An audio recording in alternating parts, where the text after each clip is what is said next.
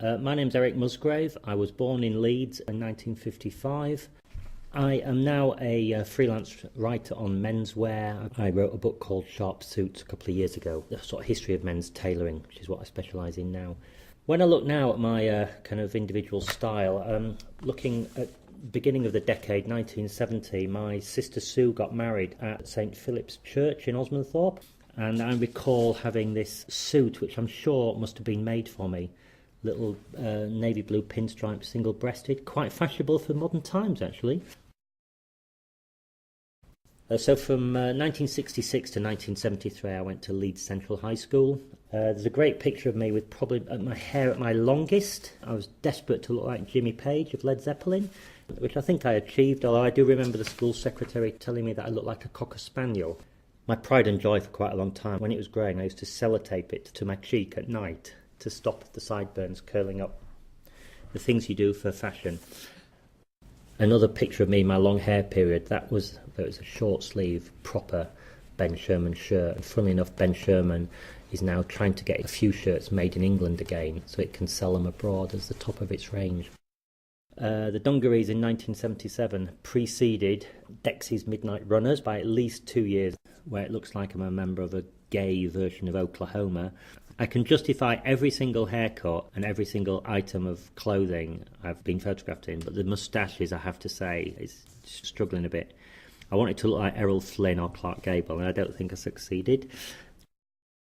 There's a shot of me here about 1973-74. I had the most fantastic American raincoat with a detachable lining in a sort of green sateen. It was the most brilliant coat, and I do wish I still had it. And I've got a picture of me posing like crazy on the roof of Bieber in London, trying desperately to look vaguely like Brian Ferry, who was my hero.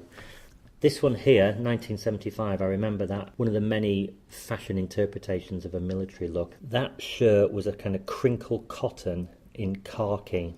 My big influences were American, which I didn't realise till we had this conversation. My lad, who's 17, last year or the year before, was going mental to get one of those, what do you call it, a varsity jacket. It was wool body and it had kind of fake leather, because it was kind of plastic fake leather sleeves. I looked all over to try and get a letter E or an M to sew on it, but couldn't find one on my little travels. And then there was a whole series of movies. The Godfather, 1 and 2, Chinatown, which has got to be one of the best dressed movies ever, The Way We Were, and Great Gatsby. Hugely influential, and I would go and see those movies, then be re-energised to go back to the Oxfam shop to see if I could find a double-breasted suit or a waistcoat or a overcoat. But that is me attempting to look like an extra from American Graffiti, which came out in 1973, I think. So that was my 1961 Volkswagen Beetle.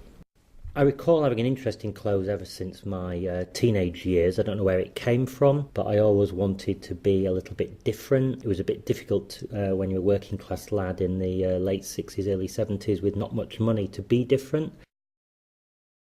In many ways, in 40 years, my style hasn't gone very far. The only thing that's changed is my waistline, I think, for the worst.